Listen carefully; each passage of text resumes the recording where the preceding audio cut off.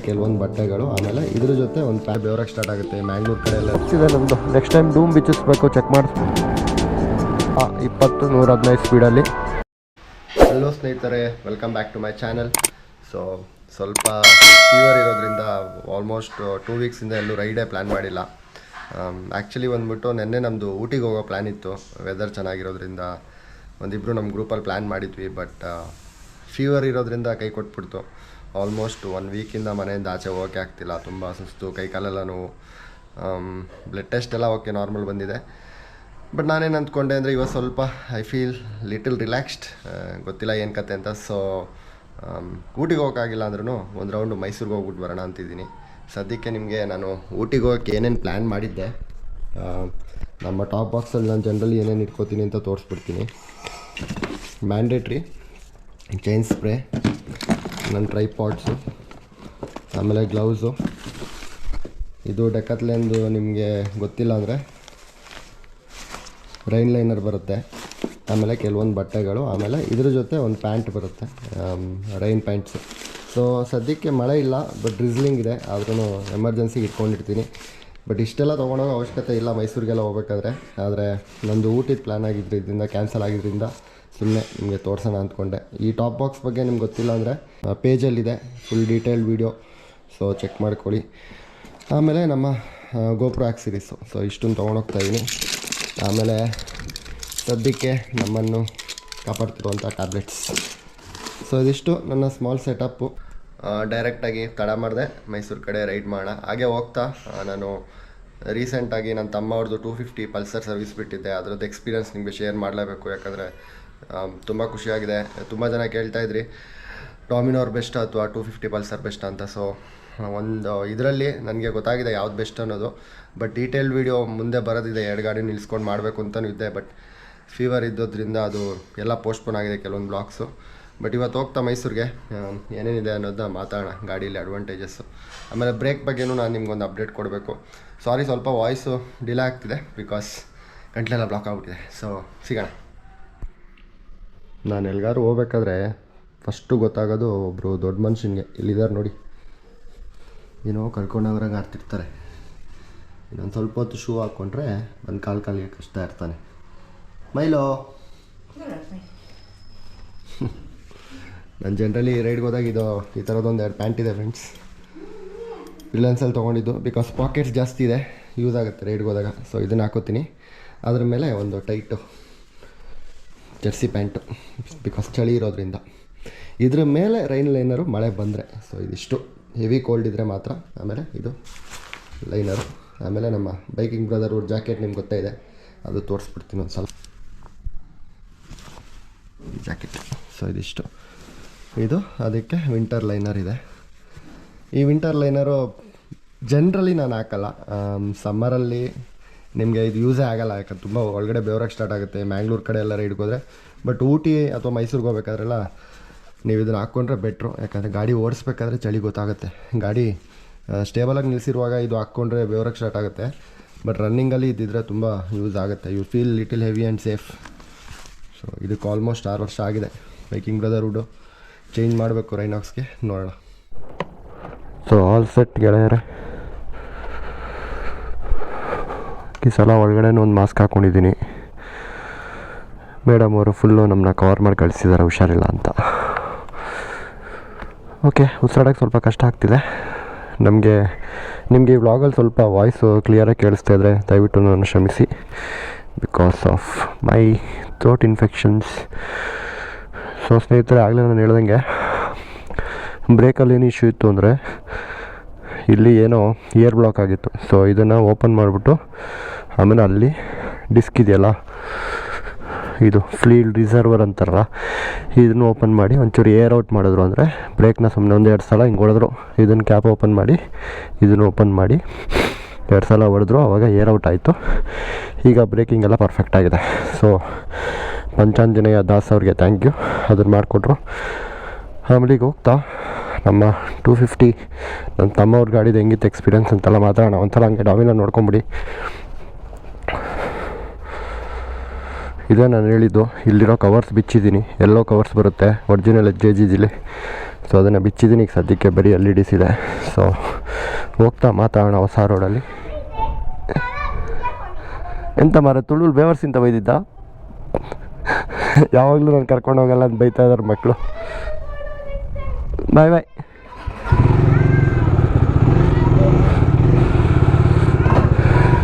ಬಾಯ್ ಬಾಯ್. So ಸ್ನೇಹಿತರೆ, petrol 3 point ಇದೆ, ಆದರೂ ಹಾಕ್ಸ್ಕೊಬಿಡ್ತೀನಿ. ನಿಮಗೆ ಗೊತ್ತಿರೋಂಗೆ ಮೈಸೂರು ರೋಡು ಒಂದು ಸಲ ಹತ್ತಿದ್ರೆ ನಾವಿನ್ನು ಇಳಿಯೋದೇ ಚನ್ನಪಟ್ಟಣ ದಾಟಿದ ಮೇಲೆ. ಸೊ ಬೇಸಿಕಲಿ ಫಸ್ಟು ಪೆಟ್ರೋಲ್ ಹಾಕ್ಸ್ಕೊಂಬಿಡ್ಬೇಕು. ನೀವು ಯಾವಾಗಲೂ ಅಷ್ಟೇ ಮೈಸೂರಿಗೆ ಹೋಗ್ಬೇಕಾದ್ರೆ ಇದೊಂದು ಪ್ಲ್ಯಾನ್ ಮಾಡ್ಕೊಳ್ಳಿ ಫ್ರೆಂಡ್ಸ್. ಹೊಸ್ದಾಗಿರೋದ್ರಿಂದ ರೋಡ್ಸು ನೀವು ಹಾಸನಷ್ಟೆಲ್ಲ ಪೆಟ್ರೋಲ್ ಬಂಕಿಗೆ ರಿಲೇಬಲ್ ಆಗೋಕ್ಕಾಗಲ್ಲ. ನಾನು ಲಾಸ್ಟ್ ಟೈಮ್ ಅದೇ ಮಿಸ್ಟೇಕ್ ಆಯಿತು. ಮೊದಲೇ ಇದ್ರದ್ದು ಏರ್ ಪಂಪ್ ಇಶ್ಯೂಸ್ ಜಾಸ್ತಿ, ಫ್ಯೂಲ್ ಪಂಪ್ ಇಶ್ಯೂಸು. 1 ಪಾಯಿಂಟಲ್ಲಿದ್ದರೆ ಹಾಕ್ಸ್ಕೊಂಬಿಡ್ಬೇಕು ಡಾಮಿನಾರ್ಗೆ ಪೆಟ್ರೋಲು. ಸೊ ಅದರಿಂದ ಈವನ್ 250 ಪಲ್ಸರ್ಗೂ ಅದನ್ನೇ ಹೇಳಿದ್ರು, 1 ಪಾಯಿಂಟ್ ಇರ್ಬೇಕಾದ್ರೆ ಹಾಕ್ಸ್ಕೊಂಬಿಡಿ ಸರ್, ಇಲ್ಲಾಂದರೆ ಫ್ಯೂಲಲ್ಲಿ ಏರ್ ಮಿಕ್ಸ್ ಆಗ್ಬಿಟ್ಟು ಬ್ಲಾಕ್ ಆಗಿಬಿಡುತ್ತೆ, ಪಂಪ್ ಇಶ್ಯೂಸ್ ಬರುತ್ತೆ ಅಂತ. ಸೊ ಲಾಸ್ಟ್ ಟೈಮ್ ಹಂಗೇನೆ ಹೋದೆ ಸಿಕ್ಕಲೇ ಇಲ್ಲ. ಆಮೇಲೆ ಚನ್ನಪಟ್ಟಣ ಹತ್ರ ಒಂದು ಕಡೆ ಎಲ್ಲೋ ಒಂದು ಕಡೆ ಡಿವಿಯೇಷನ್ ಸಿಕ್ತು, ಅಲ್ಲಿ ಹಾಕ್ಸ್ಕೊಂಡೆ. ಬಟ್ ಮುಂದಕ್ಕೆ ಆಗುತ್ತೆ ಮೈಸೂರು ರೋಡಲ್ಲೂ. ಸದ್ಯಕ್ಕೆ ಅಂಗಡಿಗಳು ಅಥವಾ ಏನೂ ಇಲ್ಲ, ಟೋಲ್ ಓಪನ್ ಆಗಿಲ್ವಲ್ಲ ಅದರಿಂದ. ಸೊ ಹಾಕ್ಸ್ಕೊಂಬೋಣ. ಬೈಕ್ ರೈಡ್ ಮಾಡೋಕ್ಕಂತೂ ವೆದರ್ ಸೂಪರ್ ಆಗಿದೆ ಇವತ್ತು, ಯಾಕಂದರೆ ಚಳಿ ಇದೆಯಲ್ಲ. ಬಟ್ ನಂತರ ಫೀವರ್ ಇರೋರೆಲ್ಲ ದಯವಿಟ್ಟು ಈ ಥರ ಸರ್ಕಸ್ ಮಾಡೋಕ್ಕೆ ಹೋಗಬೇಡಿ. ನಾನೇನೋ ಈ ಸಲ ಸ್ವಲ್ಪ ರಿಸ್ಕ್ ತೊಗೊಂಡು ಬಂದಿದ್ದೀನಿ, ಯಾಕಂದರೆ ಬೆಳಗ್ಗೆ I was feeling little better last ಟೈಮ್ಗಿಂತ. ಯಾಕಂದರೆ ಮನೇಲಿ ಕೂತಿದ್ರೆ ಗಂಡು ಮಕ್ಳದೊಂದಿದೆ, ಒಂದು ಮೊಬೈಲ್ ನೋಡ್ತೀವಿ ಇಲ್ಲ TV ನೋಡ್ತೀವಿ, ಇನ್ನೂ ತಲೆನೋವುಗಳು ಜಾಸ್ತಿ ಬರ್ಸ್ಕೊತೀವಿ. ಅದಕ್ಕಿಂತ ಸ್ವಲ್ಪ ಕವರಾಗಿ ನಮ್ಮನ್ನ ನಾವು ಬೆಚ್ಚಿಗೆ ಆಚೆ ಬಂದರೆ ಸ್ವಲ್ಪ ನಮ್ಮ ಜನ ಆಲ್ಮೋಸ್ಟ್ 3 ವೀಕ್ಸ್ ಆದಮೇಲೆ ತೆಗಿತಾ ಇದ್ದೀನಿ. ಒಂಥರ ಖುಷಿ, ಒಂಥರ ಸ್ಮೂತ್ನೆಸ್ಸು ಗಾಡಿ. ಫಸ್ಟು ಪೆಟ್ರೋಲ್ ಹಾಕ್ಸ್ಕೊಂಬೋಣ, ಚೈನ್ ಸ್ಪ್ರೇ ಮಾಡಬೇಕು. ಆಮೇಲೆ ಓ ಮೈ ಗಾಡ್, ಇಷ್ಟೊಂದು ಜನ ಇದ್ದಾರೆ ಪೆಟ್ರೋಲ್ ಬಂಕಲ್ಲೂ. ಜನ ಸಾಗರ ಯಾಕೆ ಇಷ್ಟೊಂದು ಜನ ಪೆಟ್ರೋಲ್ ಬಂಕ್ಗೆ? ಏನು ಫ್ರೀಯಾಗಿ ಕೊಡ್ತಾವ್ರ ಪೆಟ್ರೋಲ್ನ? ಅಥವಾ ಸ್ನೇಹಿತರೆ ಏನಾದರೂ ನಾಳೆಯಿಂದ ಪೆಟ್ರೋಲ್ ರೇಟ್ ಏನೋ ಜಾಸ್ತಿ ಆಗ್ತಿದೆಯಾ? ದಯವಿಟ್ಟು ಗೊತ್ತಿದ್ರೆ ಕಮೆಂಟ್ ಸೆಕ್ಷನಲ್ಲಿ ಹಾಕಿ. ಅಲ್ಲಿ ವೆಯ್ಟ್ ಮಾಡೋಷ್ಟೆಲ್ಲ ನಂಗೆ ಪೇಷನ್ಸ್ ಇಲ್ಲ. ಹಿಂಗೆ ಜಾಕೆಟ್ ಹಾಕ್ಕೊಂಡು ನೆಕ್ಸ್ಟ್ ಹೆಂಗಿದ್ರೆ ಇನ್ನೊಂದು ಪೆಟ್ರೋಲ್ ಬಂಕ್ ಸಿಗುತ್ತೆ, ಅಲ್ಲಿ ಹಾಕ್ಸ್ಕೊಳ್ಳೋಣ. ಸೊ ತುಂಬ ಜನ ಕೇಳ್ತಾಯಿದ್ರಿ ಮಿರರು ಏನು ಅಡ್ಜಸ್ಟ್ ಆಗ್ತಿಲ್ಲ, ಡಾಮಿನಾರ್ದು ವಿಸಿಬಿಲಿಟಿ ಇಲ್ಲ ಅಂತ. ನನಗೂ ಹಂಗೆ ಅನ್ನಿಸ್ತಿತ್ತು ಸ್ನೇಹಿತರೆ ವಸ್ತ್ರಲ್ಲಿ. ಏನೋ ಕ್ರಿಕೆಟ್ ಆಗ್ತಿದೆ ವಸ್ತ್ರಲ್ಲಿ. ಬಟ್ ನೀವು ಇದನ್ನು ಸ್ವಲ್ಪ ಯೂಸ್ ಮಾಡ್ತಾ ಅದು ಕರೆಕ್ಟಾಗಿ ಕೂರುತ್ತೆ. ನಂದೀಗ ಆರಾಮಾಗಿ ಅಂದರೆ ನಿಲ್ಲಿಸ್ಬಿಟ್ಟೆ ಮಾಡಬೇಕು ಅದೊಂದು. ಬಜಾಜಲ್ಲಿ ಎಕ್ಸ್ಪೆಷಲಿ ಡಾಮಿನಾರ್ದು ಮಿರರ್ ತುಂಬ ಸ್ಟಡಿಯಾಗಿದೆ. ನೀವು ರನ್ನಿಂಗಲ್ಲೆಲ್ಲ ಅಡ್ಜಸ್ಟ್ ಮಾಡ್ತೀನಿ ಅಂತೆಲ್ಲ ಹೋದರೆ ಆಗಲ್ಲ, ನಿಲ್ಲಿಸ್ಬಿಟ್ಟೆ ಸ್ವಲ್ಪ ಹಿಂಗೆ ಮಾಡ್ಕೊಬೋದು ಅಷ್ಟೇ. ವಿಸಿಬಿಲಿಟಿ ಚೆನ್ನಾಗಿದೆ, ನನಗೇನಂತ ಪ್ರಾಬ್ಲಮ್ ಆಗಿಲ್ಲ. ಇಲ್ಲಿ ನೋಡಿದ್ರೆ ನೀವು ಆರಾಮಾಗಿ ಕಾಣಿಸುತ್ತೆ ಫುಲ್ಲು. ಬಟ್ ಅದೇ ನಿಲ್ಲಿಸ್ಬಿಟ್ಟು ಮಾಡಬೇಕು. ಸೇಫರ್ ಸೈಡು ಅದೊಂದು ಒಳ್ಳೆಯದೇ ಒಂಥರ. ಬೆಂಗಳೂರಿಂದ ಮೈಸೂರು ಕಡೆಗೆ ಶನಿವಾರ ಆದರೆ ವೆಹಿಕಲ್ಸ್ ತುಂಬ ಜಾಸ್ತಿ.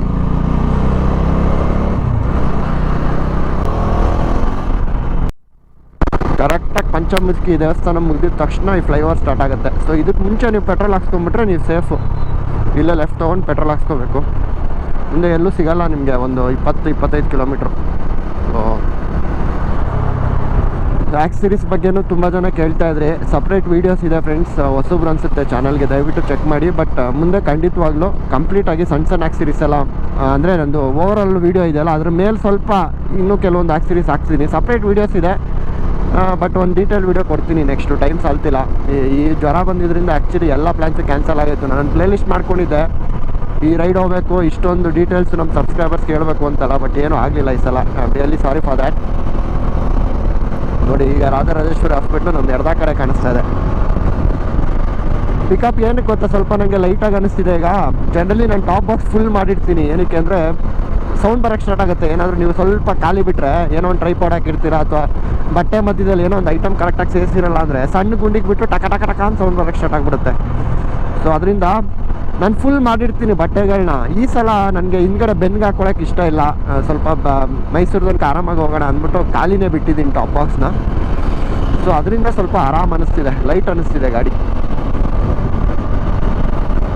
ಆಮೇಲೆ ನಾನು ವೀಡಿಯೋ ಮೊದಲೇ ಹೇಳಿದ್ದೆ 250 ಒಳ್ಳೆ ಎಕ್ಸ್ಪೀರಿಯೆನ್ಸ್ ಆಯಿತು ಅಂತ ಪಲ್ಸರ್ದು. ಫಸ್ಟ್ ಸರ್ವಿಸಲ್ಲಿ ನೀವು ನಂಬೋದೇ ಇಲ್ಲ ಫ್ರೆಂಡ್ಸ್, ಬರೀ ಬಿಲ್ ಬಂದಿರೋದು 900 ರೂಪಾಯಿ, 900 ರುಪೀಸು. ಅದ್ರದ್ದು ಆಯಿಲ್ ಬಂದ್ಬಿಟ್ಟು 1.2 ಲೀಟರ್ಸ್ ಅಷ್ಟೇ, ಯಾಕಂದರೆ 2V ಇಂಜಿನ್ ಅಲ್ವಾ ಅದು. ಸೊ ಆ ಥರ ಎಲ್ಲ ಹೋಲಿಸ್ಕೊಂಡ್ರೆ ಮೇಂಟೆನೆನ್ಸ್ ವೈಸು ನಾನೇನಾದರೂ ಈಗಲೇ ನಾನು ಓವರಾಲಾಗಿ ವೀಡಿಯೋ ಹೇಳೋಕ್ಕೆ ಹೋಗಲ್ಲ, ಅಂದರೆ ಕಂಪ್ಯಾರಿಸನ್ ವೀಡಿಯೋ ಅಲ್ಲ ಇದು, ಎರಡು ನಿಲ್ಲಿಸ್ಬಿಟ್ಟೆ ಮಾತಾಡ್ತೀನಿ. ಬಟ್ ಓವರಾಲಾಗಿ ಹೋಲಿಸ್ಕೊಂಡ್ರೆ ಮೇಂಟೆನೆನ್ಸ್ ವೈಸು ತುಂಬ ಚೆನ್ನಾಗಿದೆ ಗಾಡಿ. ಆಮೇಲೆ 0 to 100 ತುಂಬ ಕಮ್ಮಿ ಗೇರಲ್ಲಿ ಹೊಡೆಯುತ್ತೆ. ಇದಕ್ಕಿಂತ ಬೇಗ ಹೊಡೆಯುತ್ತೆ, ಯಾಕಂದರೆ ವೆಯ್ಟ್ ಕಮ್ಮಿ ಇದೆ ಅಲ್ವಾ ಅದರಲ್ಲಿ. ಸಿಟಿಲಿ ಆರಾಮಾಗಿ ಹೊಡೆಯುತ್ತೆ. ಇನ್ನು FZ 250 ಅವರೆಲ್ಲ ಅದನ್ನು ಮುಟ್ಟೋಕ್ಕೆ ಆಗಲ್ಲ. ನನ್ನ ತಮ್ಮ ಅದನ್ನು ಹೇಳ್ತಿದ್ದ, ಅಷ್ಟು ಖುಷಿಯಾಗಿದೆ ಅಂತ ಥ್ಯಾಂಕ್ ಯು ಅಂತಿದ್ದ ನನಗೆ. ನಾನೇ ಗಾಡಿ ಸಜೆಸ್ಟ್ ಮಾಡಿದ್ದು ಅವ್ನಿಗೆ ಅದರಿಂದ. ಸೊ ಐ ಥಿಂಕ್ ನೀವೇನಾದರೂ ಸಿಟಿ ರೈಡ್ಗೆ ಅಥವಾ ನಾರ್ಮಲಿ ವೀಕೆಂಡಲ್ಲಿ ಒಂದು 100 ಕಿಲೋಮೀಟರ್ ರೈಡ್ಗೆ ಏನಾದರೂ ಪ್ಲ್ಯಾನ್ ಮಾಡ್ತಿದ್ರೆ, 2V ಅದು ಪಲ್ಸರ್ 250 ಬೆಸ್ಟ್ ಗಾಡಿ. ಆಮೇಲೆ ನಿಮಗೆ ಲೆಜೆಂಡ್ರಿ ಪಲ್ಸರ್ ಹೆಸರೇ ಗೊತ್ತಿದೆ. ಪಲ್ಸರ್ ಅಂದರೆ ಅವ್ನು ಯಾವುದೇ ಪಲ್ಸರ್ ಬಿಡಲಿ, ಈವನ್ FZ 150 ಮೈಲೇಜ್ ಕೊಡೋಲ್ಲ, ಅಷ್ಟೊಂದು ಕೊಡ್ತಿತ್ತು ಪಲ್ಸರ್ 220 45 ಮೈಲೇಜ್ ಎಲ್ಲ ಕೊಡೋದು. ನಮ್ಮ ಚಿಕ್ಕಪ್ಪನ ಹತ್ರ ಗಾಡಿ ಇತ್ತು ಅವಾಗ 45 ಮೈಲೇಜು ಫ್ರೆಂಡ್ಸ್, 220. ಯಾಕಂದರೆ ಪಲ್ಸರ್ ನೇಮಿಂಗೇ ಅದು. ಅವರು ಪವರ್ ಪ್ಲಸ್ ಮೈಲೇಜ್ಗೆ ಅಂತ ಗಾಡಿ ಬಿಟ್ಟಿರೋದು. ಇನ್ನು ಯಾವ ಕಂಪ್ನಿನೂ ಬಿಡಲಿಲ್ಲ. ಯಮಹದವ್ರು FZ ಅವರೆಲ್ಲ ಏನು ಮಾಡಿದ್ರು ಅಂದರೆ, ಫಸ್ಟ್ ವರ್ಷನ್ FZ ಬಂದಾಗ ಗಾಡಿ ಸ್ವಲ್ಪ ರೇಡಿಯಲ್ ಟೈರೆಲ್ಲ ದಪ್ಪ ಮಾಡಿದ್ರು, ದಮ್ ಕಮ್ಮಿ ಮಾಡಿದ್ರು, ಮೈಲೇಜು ಕಮ್ಮಿ ಮಾಡಿದ್ರು. ಆದರೆ ಪಲ್ಸರ್ ಅಂತ ಗಾಡಿನ ಹೊಡೆಯೋಕ್ಕೆ ಆಗಲಿಲ್ಲ, ಬಿಕಾಸ್ ಅಂಥ ಗಾಡಿ ಅದು. ಆಮೇಲೆ ನಿಮಗೆ ಮೆಟಲ್ ಟ್ಯಾಂಕ್ ಬರುತ್ತೆ, ಆಗಲೇ ಹೇಳ್ದಂಗೆ ಮೇಂಟೆನೆನ್ಸ್ ಕಡಿಮೆ, ಡಿಜಿಟಲ್ ಇನ್ಸ್ಟ್ರೂಮೆಂಟ್ ಕ್ಲಸ್ಟರ್ ಇದಕ್ಕಿಂತ ತುಂಬ ಕ್ಲೀನಾಗಿದೆ, ಗೇರ್ ಇಂಡಿಕೇಟರ್ ಇದೆ, ಡಿಸ್ಟೆನ್ಸ್ ಟು ಎಂಟಿ ಇದೆ, ಆಮೇಲೆ ಆ್ಯಾವ್ರೇಜ್ ಮೈಲೇಜ್ ತೋರಿಸುತ್ತೆ. ಈ ಮೈಲೇಜ್ ಬಗ್ಗೆ ಎಲ್ಲ ನಾನು ಹೇಳ್ತೀನಿ, ಅದು ನಿಮ್ಗೆ ಆಲ್ರೆಡಿ ಗೊತ್ತಾಗಿರುತ್ತೆ ಯಾವ್ದು ಚೆನ್ನಾಗಿದೆ ಅಂತ ಮೈಲೇಜ್. ಸೊ ಅದರಿಂದ ಟೂರಿಂಗಿಗೆ ಏನೋ ಗಾಡಿ ತೊಗೋತಾ ಇದ್ದರೆ ಇದನ್ನು ತೊಗೊಳ್ಳಿ. ಸಿಟಿಲಿ ತುಂಬ ಫನ್ ಆಗಿರೋದು ಆ ಗಾಡಿ. ಬಟ್ ಡೀಟೇಲಾಗಿ ಮುಂದೆ ಒಂದು ವೀಡಿಯೋ ಮಾಡ್ತೀನಿ. ಸದ್ಯಕ್ಕೆ ರೋಡ್ ಅಂತೂ ಸೂಪರ್ ಆಗಿದೆ. ಏನೋ ಕೆಲವ್ರು ಹೇಳ್ತಾ ಇದ್ರು ಇದಕ್ಕೆ 2 ವೀಲರ್ಸ್ ಬಿಡಲ್ವಂತೆ ಈ ರೋಡ್ಗೆ ಮುಂದೆ ಟೋಲ್ಸ್ ಆದಮೇಲೆ. ನನಗೆ ಗೊತ್ತಿಲ್ಲ ಕರೆಕ್ಟಾಗಿ, ಅದ್ರ ಬಗ್ಗೆ ಏನು ಅಫಿಷಿಯಲ್ ಆಗಿ ಇನ್ಫಾರ್ಮೇಷನ್ ಇಲ್ಲ. ಏನಕ್ಕೆ ಅಂದರೆ NH ಅಲ್ಲಿ ಬಿಡಲ್ಲ ಅಂದರೆ ಎಲ್ಲ NH ಅಲ್ಲೂ ಬಿಡಲ್ಲ ಅಂತ ಅರ್ಥ. ಅದೇನಕ್ಕೆ ಬರೀ ಮೈಸೂರು ರೋಡಲ್ಲಿ ಬಿಡಲ್ಲ ಅಂತಲ್ಲ. ಅಕಸ್ಮಾತ್ ಅದೇನಾದರೂ ಆ ಥರ ಸುಪ್ರೀಂ ಕೋರ್ಟಿಂದ ರೂಲ್ ಏನೋ ಸರ್ಕ್ಯುಲೇಟ್ ಆಗಿದ್ರೆ ಖಂಡಿತವಾಗ್ಲೂ ನಾವು ಹಾಸನ ಕಡೆ ಹೋಗ್ಬೇಕಾದ್ರೂ ಕಷ್ಟ ಆಗುತ್ತೆ, ಸರ್ವಿಸ್ ರೋಡ್ ಮೇಲೆ ಹೋಗ್ಬೇಕಾಗುತ್ತೆ. ಅವ್ರ ಮಕ್ಕಳು ಫುಲ್ಲು ಟಾಟಾ ಮಾಡ್ತವ್ರೆ.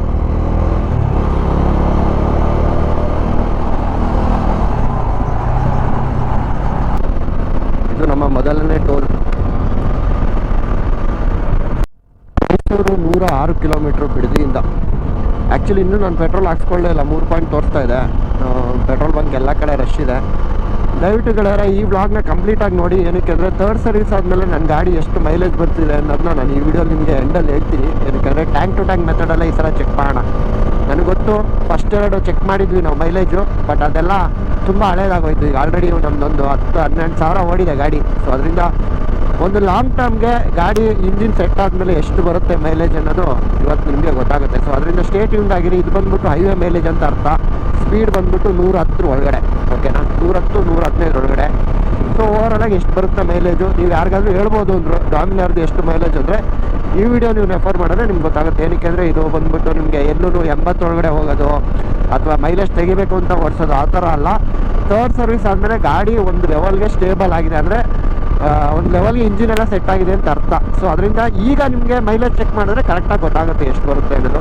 ಆಮೇಲೆ ಈ ರೋಡ್ ಬಗ್ಗೆ ಏನಾದರೂ ನಿಮ್ಗೆ ತಿಳ್ಕೊಬೇಕು ಅಂದರೆ ನಾನು ಎಷ್ಟು ಅವರ್ಗೆ ಹೊಡೆದೆ, ಈಗ ಮೈಸೂರು ಟು ಬೆಂಗಳೂರು ಎಷ್ಟು ಅವರ್ಗೆ ನಾವು ಹೊಡಿಬೋದು ಹೊಸ ರೋಡಲ್ಲಿ, ಚತುರ್ಭುಜ ರೋಡಲ್ಲಿ ಅನ್ನೋದೇನಾದರೂ ನಿಮ್ಗೆ ಡೌಟ್ಸ್ ಇದ್ದರೆ ದಯವಿಟ್ಟು ಈ ವ್ಲಾಗಿಗಿಂತ 1-2 ವ್ಲಾಗ್ ಹಿಂದಕ್ಕೆ ನೋಡಿ. ನಾನು ಕಂಪ್ಲೀಟ್ ಡೀಟೇಲ್ ಹಾಕಿದ್ದೀನಿ, ಎಷ್ಟು ಅವರ್ ತೊಗೋತು ಹೊಡಿಯೋಕ್ಕೆ, ಹೆಂಗಿದೆ ರೋಡ್ ಅನ್ನೋದನ್ನೆಲ್ಲ.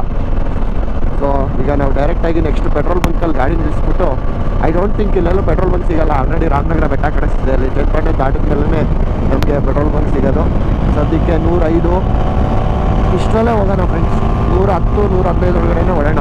ಅದಕ್ಕಿಂತ ಜಾಸ್ತಿ ಸ್ಪೀಡಾಗಿ ಹೋಗೋದೇನು ಬೇಡ. ಏನಕ್ಕೆ ಅಂದರೆ ಆವ್ರೇಜ್ ಮೇಲೆ ಜೊತೆಗೆ ಎಷ್ಟು ಬರುತ್ತೆ ಅನ್ನೋದು ಗೊತ್ತಾಗುತ್ತೆ ಅವಾಗ. ನೋಡಿ ಸ್ನೇಹಿತರೆ ಹೆಂಗಿದೆ ಸುತ್ತ ಬೆಟ್ಟಗಳೇ. ಇಷ್ಟೆಲ್ಲ ಲೈಟಿಂಗ್ಸ್ ಇದ್ರೆ ಗೋಪುರ ಸಾಲಲ್ಲ. ಅಂದರೆ ನಮ್ಮ ಕಣ್ಣಿಗೆ ತುಂಬ ಚೆನ್ನಾಗಿ ಕಾಣಿಸುತ್ತೆ, ವೆದರ್ ತುಂಬ ಚೆನ್ನಾಗಿದೆ ಅಂತ. ಬಟ್ ನಮ್ಮ ವ್ಯೂವರ್ಸ್ಗೆ ಅಷ್ಟು ದಿನ ಎಕ್ಸ್ಪೀರಿಯನ್ಸ್ ಮಾಡ್ಸೋಕ್ಕಾಗಲ್ಲ. ಬಟ್ ವೆದರ್ ನೋಡಿ ಹೆಂಗಾಗೋಯ್ತು. 11 ಗಂಟೆ ಸಂಜೆ 6:30 ಆದಾಗಿದೆ ಕತ್ಲೆ.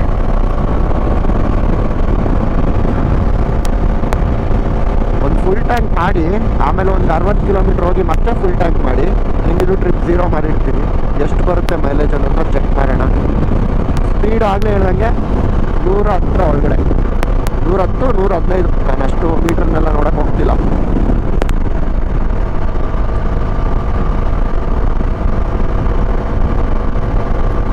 ಓಹೋ ಈಗ ಚಳಿ ಸ್ಟಾರ್ಟ್ ಆಯ್ತು ನೋಡಿ. ಆ ಬೆಟ್ಟ ಎಷ್ಟು ಚೆನ್ನಾಗಿದೆ.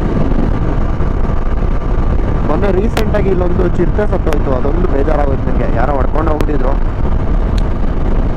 ಆಮೇಲೆ ಅರಣ್ಯ ಇಲಾಖೆನ ಬೈತಾರೆ, ಬಟ್ ಆ್ಯಕ್ಚುಲಿ ಇದೆಲ್ಲ ಅದು ಕ್ರಾಸ್ ಮಾಡ್ತಿದ್ದ ಜಾಗ.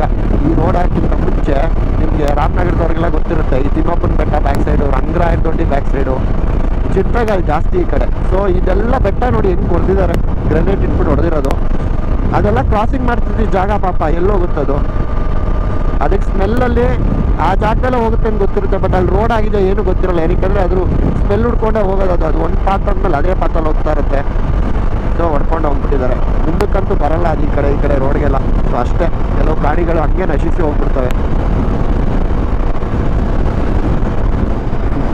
ಬೆಟ್ಟಗಳೇ ಈ ಕಡೆ ಟೌನು ರಾಮನಗರ.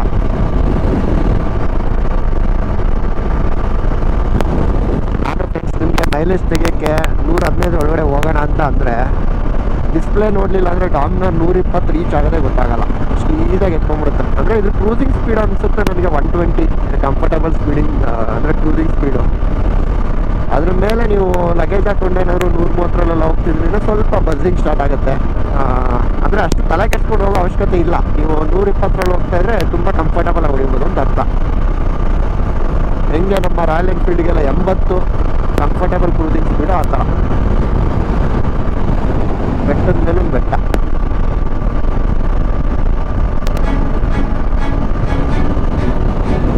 ಸೂಪರಾಗಿದೆ. ಇಂಥ ವೆದರಲ್ಲಿ, ಇಂಥ ರೋಡ್ ಮಧ್ಯದಲ್ಲಿ, ಇಂಥ ಹೈವೇ ಕ್ರೂಸಿಂಗ್ ಗಾಡಿನ ಎತ್ಕೊಂಡು ಹೋಗೋದೇ ಒಂಥರ ಖುಷಿ. ಎಲ್ಲಿ ಕೊಡ್ಬಿಟ್ಟಿರೋ ನೋಡಿ ಬೆಟ್ಟನು. ಆ ಬೆಟ್ಟದ ಕೆಳಗಡೆ ಒಂದು ಹೋಮ್ ಸ್ಟೇ ಏನೋ ಮಾಡಿದ್ದಾರೆ, ಸಕ್ಕದಾಗಿ ಕಾಣಿಸ್ತಿದೆ ನೋಡಿ. ಇದೆಲ್ಲ ಮುಂಚೆ ನಮಗೆ ಲೆಫ್ಟ್ ಸೈಡ್ ಕಾಣಿಸೋದು, ಬಿಕಾಸ್ ಆ ರೋಡ್ ಇತ್ತಲ್ಲ ಅಲ್ಲಿ.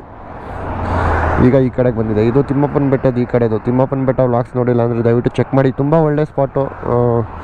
ನಮ್ಮ ಮೈಸೂರು ಅಲ್ಲ ಬೆಂಗಳೂರು ಹತ್ರಕ್ಕೆ ಪಕ್ಕದಲ್ಲೇ ಇರೋದು, ರಾಮನಗರದ ಹತ್ರನೇ. ಇದ್ರೊಳಗಡೆ ಎಲ್ಲ ಗಾಡಿ ಹೊಡೆದಿದ್ದೀನಿ ಒಂದ್ಸಲ, ರೋಡ್ ತಪ್ಪಿಬಿಟ್ಟು ನಾನು. ಸೊ ಆಫ್ ರೋಡಿಂಗ್ ಮಜವಾಗಿತ್ತು ಅವಾಗ ಒಂದ್ಸಲ. ಯಾಕೆ ಗೊತ್ತಿಲ್ಲ, ಡಾಮಿನರಲ್ಲಿ ಇಲ್ಲೆಲ್ಲೋ ನೀರು ಹೋಗ್ತಿದೆ ನಂದು. ನೆಕ್ಸ್ಟ್ ಟೈಮ್ ಡೂಮ್ ಬಿಚ್ಚಿಸ್ಬೇಕು, ಚೆಕ್ ಮಾಡಿಸ್ಬೇಕು. ಮೇ ಬಿ ನಾನು ಇದು ಹೆಜ್ಜೆ ಲೈಟಿಂಗ್ ಆಗ್ಬೇಕಾದ್ರೆ ವೈರಿಂಗ್ ಇದ್ರೊಳಗಡೆ ಕೊಟ್ಟಿದ್ವಿ, ಅದರಿಂದ ಅನಿಸುತ್ತೆ. ಸೊ ಸದ್ಯಕ್ಕೆ ಸ್ವಲ್ಪ ನೀರು ಕುಡಿದ್ಬಿಟ್ಟು ಒಂದು ಫೋಟೋ ತೊಗೊಂಡು ಓಡೋಣ.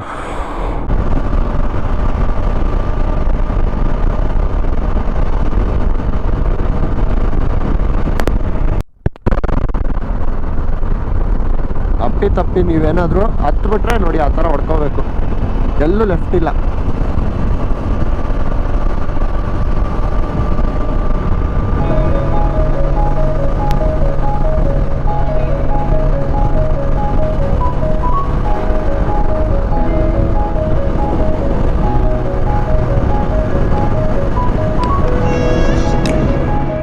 ಸೊ ಗೆಳೆಯರೆ, ನಾವೀಗ ಮದ್ದೂರಿಗೆ ಬಂದಿದ್ದೀವಿ. ಡಾಮಿನರಲ್ಲಿ ಇನ್ನೊಂದು ಗ್ಲಿಚ್ ಹೇಳ ನಾನು ನೋಡಿ. ರನ್ನಿಂಗಲ್ಲಿ 2 ಪಾಯಿಂಟ್ ತೋರಿಸ್ತಾ ಇತ್ತು. ಗಾಡಿ ಆಫ್ ಮಾಡೋ ತನಕ ನಿಮಗೆ ಎಕ್ಸಾಕ್ಟಾಗಿ ಎಷ್ಟು ಪೆಟ್ರೋಲ್ ಇದೆ ಅಂತ ತೋರಿಸೋದೇ ಇಲ್ಲ. ಸೊ ಅದರಿಂದನೇ ಫ್ಯೂಲು ಗೇಜು ಅಥವಾ ಫ್ಯೂಲ್ ಪಂಪ್ ಇಶ್ಯೂಸ್ ಬರೋದು ನೋಡಿ. ಆಲ್ರೆಡಿ 3 ಪಾಯಿಂಟ್ ತೋರಿಸ್ತಾನೆ ಇತ್ತು ಅಲ್ಲಿಂದ. ನಾನು ಅಂದ್ಕೊಂಡೆ ಏನೋ ಒಳ್ಳೆ ಮೈಲೇಜ್ ಕೊಟ್ಟಿದೆಯಲ್ಲ ಅಂತ. ಈ ಗಾಡಿ ಹಿಂಗೆ ಆಫ್ ಮಾಡಿಬಿಟ್ಟು ಸುಮ್ಮನೆ ಹಿಂಗೆ ಆನ್ ಮಾಡಿದೆ ಈಗ, ಮತ್ತೆ ಈಗ ಪೆಟ್ರೋಲ್ ಬಿಂಕ್ ಆಗ್ತಿದೆ. ಸೊ ಇದೊಂದು ಇಶ್ಯೂ. ಮೇ ಬಿ ಸಾಫ್ಟ್ವೇರ್ ಇದರಲ್ಲಿ ಫಿಕ್ಸ್ ಮಾಡ್ಬೋದು ಅವರು, ಯಾಕಂದರೆ ರನ್ನಿಂಗಲ್ಲಿ ತೋರಿಸ್ಬೇಕು. ಗಾಡಿ ನಿಲ್ಲಿಸ್ಬಿಟ್ಟು ತೋರಿಸಿದಾಗ ಏನು ಯೂಸ್ ಇಲ್ಲ. ರನ್ನಿಂಗಲ್ಲಿ ತೋರಿಸಿದ್ರೆ ನಮಗೆ ಗೊತ್ತಾಗುತ್ತೆ ಪೆಟ್ರೋಲ್ ಹಾಕ್ಸ್ಕೋಬೇಕು ಅಂತ. ಸೊ ಸದ್ಯಕ್ಕೆ ನಾನು ಕರೆಕ್ಟಾಗಿ ನಿಲ್ಲಿಸ್ಕೊಂಡಿದ್ದೀನಿ ಅನಿಸುತ್ತೆ. ಅಲ್ಲಿ ನಮ್ಮ HP ಪೆಟ್ರೋಲ್ ಬಂಕ್ ಇದೆ, ಅಲ್ಲಿ ಫುಲ್ ಟ್ಯಾಂಕ್ ಮಾಡಿಸ್ಬಿಟ್ಟು ನೆಕ್ಸ್ಟ್ ಇನ್ನೊಂದು 50 ಕಿಲೋಮೀಟ್ರ್ ಹೋಗಿ ಆಮೇಲೆ ನಿಮಗೆ ಎಕ್ಸಾಕ್ಟಾಗಿ ಎಷ್ಟು ಬಂದಿದೆ ಮೈಲೇಜ್ ಅಂತ ಹೇಳ್ತೀನಿ.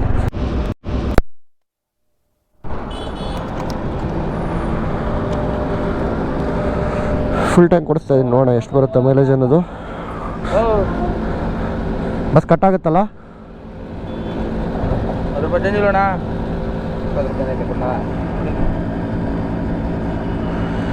ಈಗ ನಾನು ಎಷ್ಟೇ ಪೆಟ್ರೋಲ್ ಹಾಕ್ಸ್ಕೊರು ನಿಮಗೇನು ಅದರ ಅವಶ್ಯಕತೆ ಇಲ್ಲ. ಯಾಕಂದರೆ ನೆಕ್ಸ್ಟು ನಾನು ಒಂದು 50 ಕಿಲೋಮೀಟ್ರ್ ಹೋಗಿ ಆಮೇಲೆ ಎಷ್ಟು ಪೆಟ್ರೋಲ್ ಹಿಡಿಯುತ್ತೆ ಅನ್ನೋದನ್ನ ಚೆಕ್ ಮಾಡಬೇಕಾಗುತ್ತೆ. ಸದ್ಯಕ್ಕೆ 7 ಲೀಟ್ರಿಗೆ ಕಟ್ ಆಫ್ ಆಯಿತು.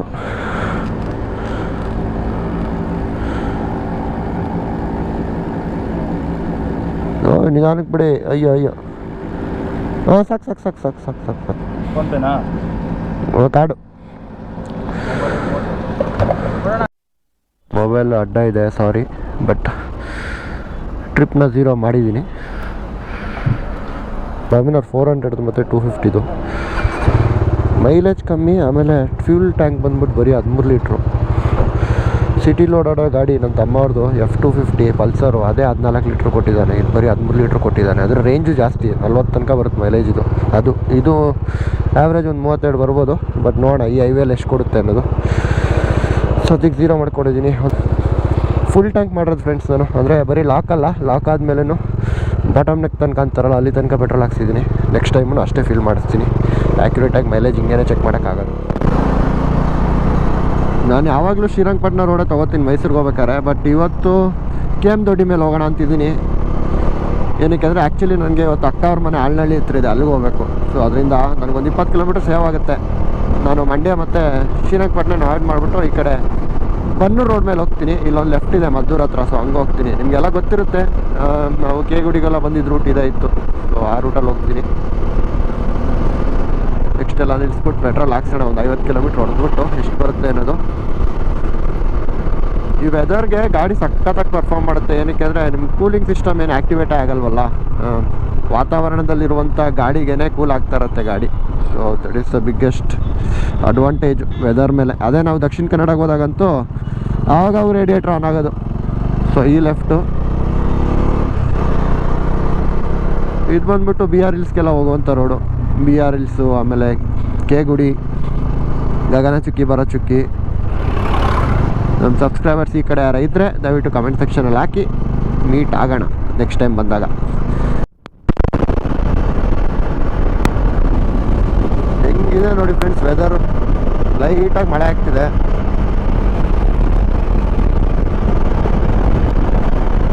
ಗಗನ ಚುಕ್ಕಿ, ಬರೋ ಚುಕ್ಕಿಗೆ ಹೋಗ್ಬೋದಾಗಿತ್ತು ಆ್ಯಕ್ಚುಲಿ, ಸ್ವಲ್ಪ ಹುಷಾರಿದ್ಬಿಟ್ಟಿದ್ರೆ. ಬಟ್ ಈಗ ಹೋದರೆ ನನಗೆ ತಡೆಯಲ್ಲ. ಅಲ್ಲಿ ಊಟಿ ಪ್ಲ್ಯಾನ್ ಕ್ಯಾನ್ಸಲ್ ಆಗಿದ್ದು ಒಳ್ಳೇದಾಯ್ತು ಅನಿಸ್ತಿದೆ. ಬೆಂಗಳೂರು ಮೈಸೂರೇ ಊಟಿ ಇದ್ದಂಗಿದೆ.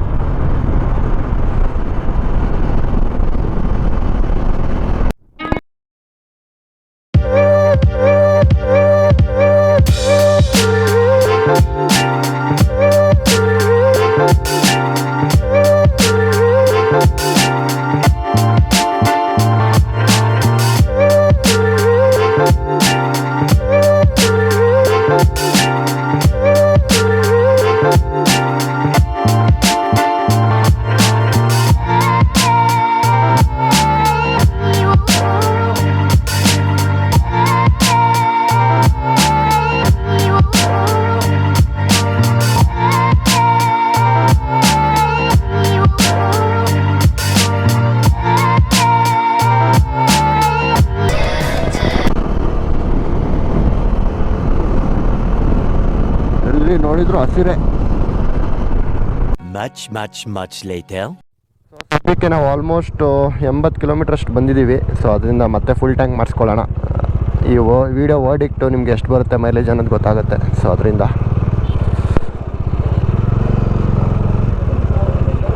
ಫುಲ್ ಟ್ಯಾಂಕ್ ಮಾಡಿ. ಆಲ್ರೆಡಿ ಪೆಟ್ರೋಲ್ ಇದೆ, ಮೈಲೇಜ್ ಚೆಕ್ ಮಾಡ್ತಾಯಿದ್ದೀನಿ. ಲಾಕ್ ಕಟ್ ಆಗುತ್ತಲ್ಲ,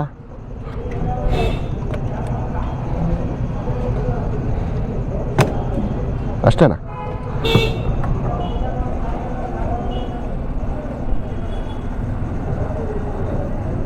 ಹಾಂ ಸಾಕು. ಎಷ್ಟು ಬಂತು?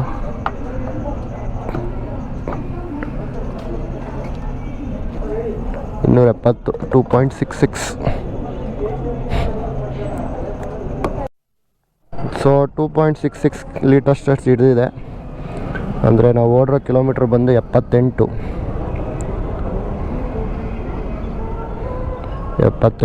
Divided by 2.66.